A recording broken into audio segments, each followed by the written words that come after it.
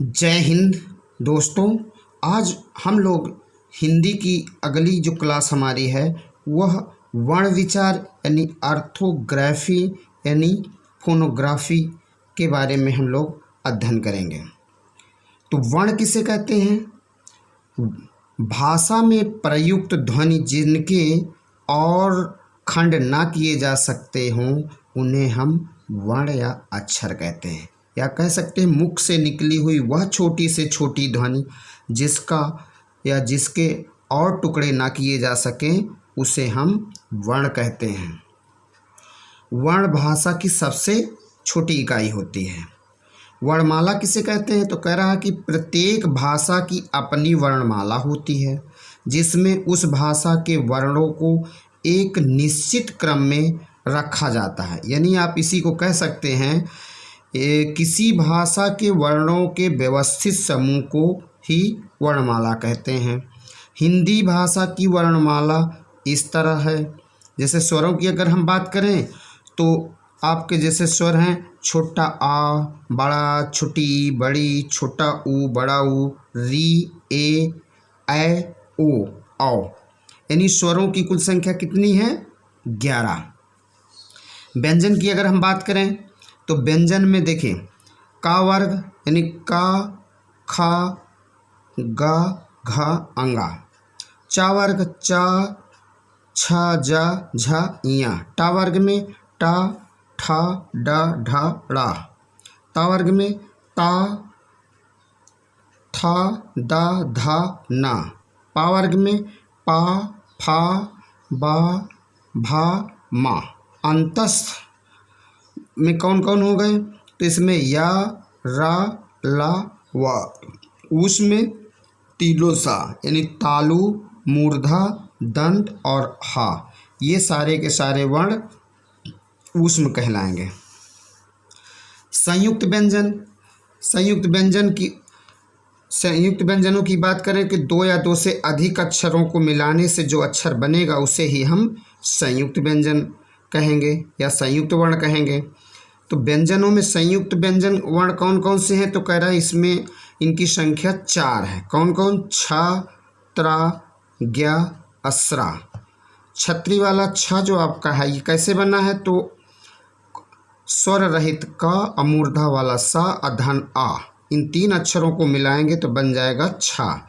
इसी तरह त्रा बनेगा स्वर रहित ता, अस्वर रहित रा, अधन आ, यानी 3 अक्षरों को मिलाएंगे तो बन जाएगा आपका त्रा। व्यंजनों की संख्या, अच्छा ये ज्ञा कैसे बना है? तो ये जो आपका ज्ञा है ये जा यानी स्वर रहित जा, अइया स्वर रहित और आ को मिलाएंगे तो बन जाएगा ज्ञा। इसी तरह स्रा कैसे बनेगा? तो स्वर रहित तालुसा, अस्वर रहित रा और छोटा आ को मिलाएंगे तो बन जाएगा स्रा। तो संयुक्त व्यंजनों की संख्या टोटल कितनी है? 4। वो कौन कौन से हैं? तो छा, त्रा, ज्ञा, अस्रा। व्यंजनों की संख्या कुल कितनी है? तो व्यंजनों की कुल संख्या 33 है। अन्य, अब यहाँ पे आइए, कह रहा है कि जो है ये अंगा, इया, अड़ा, अन्ना, अम्मा ये पंचम वर्ण कहलाते हैं। अन्य वर्णों में डा बनाइए उसके नीचे बिंदी लगाइए और ढा बनाइए उसके नीचे बिंदी लगाइए, ये 2 वर्ण जो है अन्य वर्ण कहलाते हैं। अब व्यंजनों की संख्या टोटल कितनी है? 33। अन्य तथा संयुक्त व्यंजनों को मिला दीजिए तो अन्य हो गए 2, अन्य हो गए आपके कितने? 2। और संयुक्त व्यंजन कितने हो गए? 4। संयुक्त व्यंजन कितने हो गए? 4। अब टोटल व्यंजनों की और संख्या कितनी हुई? 33। तो आप कह सकते हैं कि अन्य तथा संयुक्त व्यंजनों को मिलाकर जो व्यंजन बनेंगे उनकी टोटल संख्या कितनी हो जाएगी? 39। कितनी होगी? 39, 39। नोट, बड़ा आ और औ के बीच की ध्वनि आ और उसके ऊपर जो है एक चंद्रबिंदी टाइप का लगाएंगे लेकिन उसमें बिंदी नहीं लगाएंगे। तो कह रहा कि ये का जो है भी प्रयोग किया जा रहा है, यानी बड़ा आ और औ के बीच की ध्वनि जो है अ और उसके ऊपर ये चिन्ह लगाकर का भी प्रयोग किया जा रहा है, इसलिए इसे स्वरों में शामिल कर लिया गया है।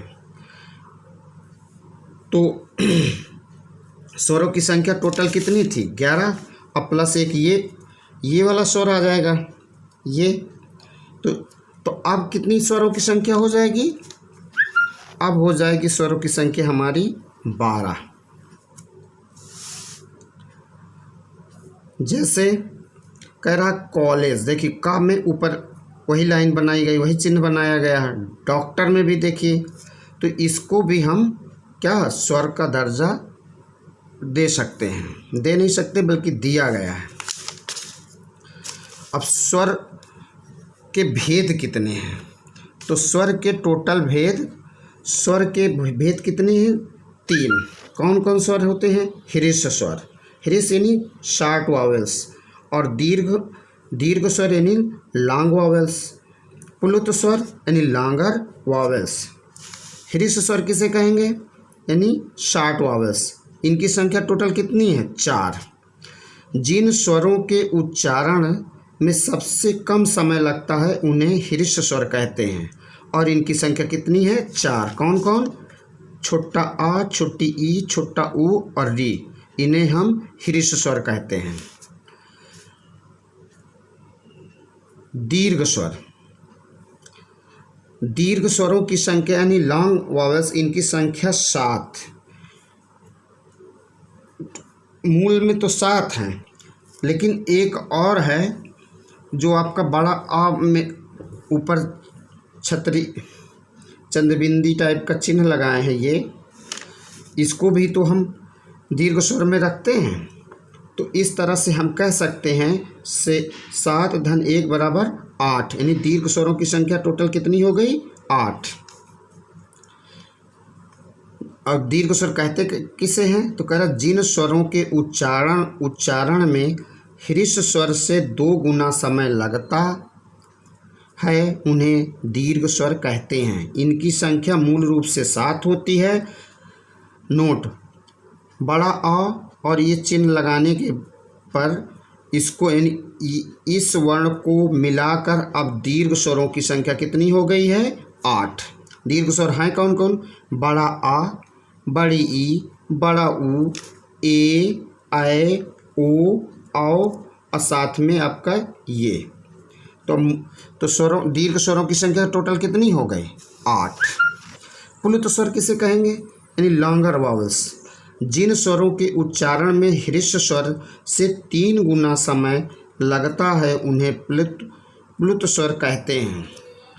कह सकते हैं कि प्लुत स्वर में ह्रीस स्वर से 3 गुना समय लगता है, और इसको लिखने के लिए ये होता है कि स्वर के आगे हम जो हमारी गिनती होती है, हिंदी की गिनती की संख्या 3 लिख देते हैं। जैसे उदाहरण के तौर जैसे ओम, देखिए ओ के आगे हमने क्या लिखा?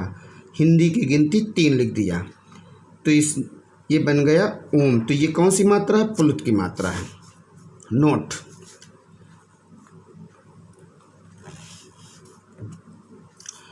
छोटा आ स्वर प्रत्येक व्यंजन में निहित होता है, इसकी अलग से कोई मात्रा नहीं होती है।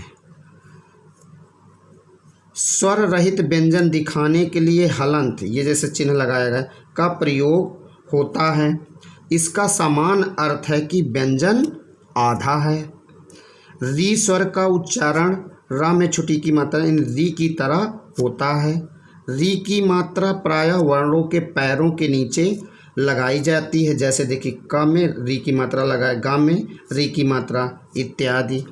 रा के साथ छोटा ऊ और बड़ा ऊ की मात्रा उसके ऊपर नीचे नहीं बल्कि रा के पेट में लगाई जाती। जैसे देखिए रा, फिर छोटा ऊ की मात्रा, फिर बन गया रू, ये पेट में लगा दिया, यानी रुपया जैसे लिखा जाता है। इसी तरह बड़ा ऊ की मात्रा रा धन बड़ा ऊ की मात्रा बराबर बना रू, अब बना रूप।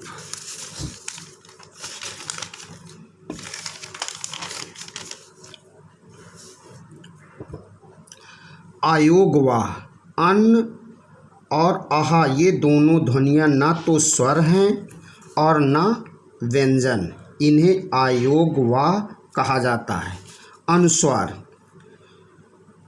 अनुस्वार में क्या होता है कि अक्षर के ऊपर एक बिंदी लगा दी जाती है, जैसे ये चिन्ह है। अनुस्वार का उच्चारण नाक से होता है, जैसे गंगा, चंचल, अंश, संभव आदि। अनुनासिक या कह सकते हैं चंद्रबिंदु, देखिए ये हंसिया का निशान बनाकर एक बिंदी लगा, इसको बोलते हैं अनुनासिक या चंद्रबिंदु। अनुनासिक का उच्चारण नाक और मुंह से होता है। कहाँ से इसका उच्चारण होता है? नाक और मुंह से होता है, जैसे चांद, मुंह, हंस इत्यादि।